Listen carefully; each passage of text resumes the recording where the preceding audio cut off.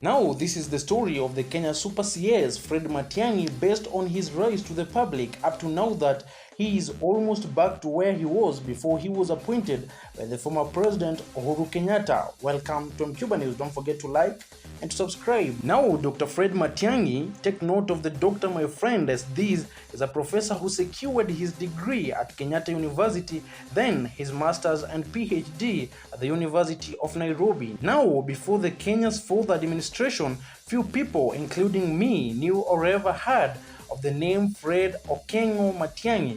For those hearing Okengo for the first time, hello gang. Now, at that time, the Super CS was enjoying his private life while earning a living as a lecturer in a number of Kenyan institutions, the like of Egerton University and the University of Nairobi. He, however, ditched the long-time job to President Uhuru's appointment after Uhuru named his first cabinet, and among them was Dr. Fred Matiangi. Matiangi was appointed Cabinet Secretary for Information, Communication and Technology and served in the docket for 2 years before he was moved after the former president reshuffled his cabinet. So, Matiangi was given the education docket where he gained his popularity, becoming famous across the country after his no-nonsense style of leadership. A celeb he became. Now, when he was joining the education ministry, the ministry was reporting many cases of examination irregularities and especially cheating during national examinations. But within a short time, our Super CAs had gathered the steering and the truck was driving at its proper lane as he issued guidelines which were observed before, during and after examinations. Among the changes he made include sending home officials from the examining body NEC and restructured the security procedures surrounding the handling of the exam papers. The teachers were now directly in charge of examinations carried out in the examination centers instead of the county education officers. Social activities were banned in the third term to reduce contact between exam candidates and outsiders. Minimum duration in which the KCSE examination could be carried out was limited to 4 weeks from the initial 6 weeks, and the KCSE results were now released in 1 month down from the 3 months that it took before. This was aiming at eliminating the possibility of alteration of results by rogue officials. His overall guidelines, however, resulted to poor performance, causing blames from students, parents, and teachers' unions.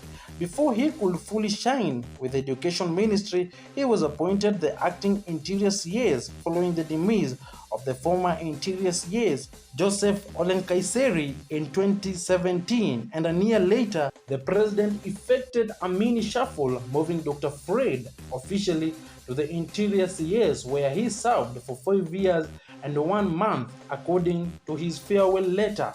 While in the interior docket, he seemed to be the best servant of the nation as the president handed Dr. Fred Matiangi more powers to cover the oversight of government programs of the fourth administration, a duty that was being executed by the Deputy President William Ruto earlier when the president and his deputy were in good terms. Through the Executive Order Number 1 of 2019, the president appointed him chairperson of the National Development Implementation and Communication Cabinet Committee, a committee composed of all cabinet secretaries, the Attorney General, and the head of the public service who acts as the secretariat. In short, he was like the prime minister. The transfer of key functions and power to Dr. Fred Matiangi recorded a big blow to Dr. Ruto, who had a disagreement with his boss over the handshake narrative with the former Prime Minister, Right Honorable Raila Amolo Odinga. According to the Kenya's 11th Deputy President, President Uhuru made a bad decision closing ranks with the then and the current opposition leader, Raila Odinga. On his side, the president blamed the DP for pushing his own political agenda instead of helping him to deliver his promises to Kenyans, and this showed our Super CS was the one helping the fifth executing his duties. While in the Interior Ministry, Dr. Fred Matiangi had an excellent performance as indicated in his farewell letter.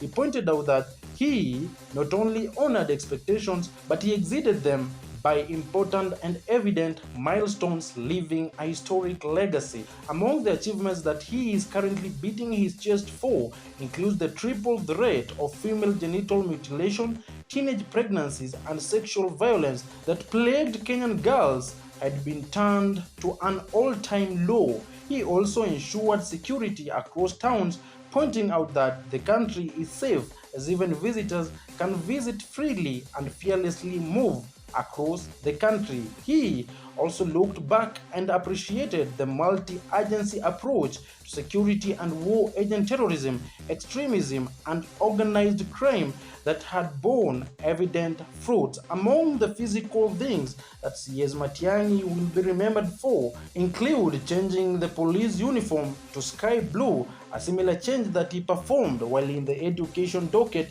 where he ordered all the school buses to be painted yellow, an order that was successfully effected across the country. He also received general public backlash over the government decision to shut down media houses during the swearing-in of Raila Odinga by his supporters as the people's president. Through Matiangi's ministry, 3 radios and television broadcast stations were switched off by the Communication Authority of Kenya by a directive from the Ministry of Interior. According to Matiangi, the broadcasting stations were to remain off for the better part of the day up until they had completed investigations into some people that he accused of.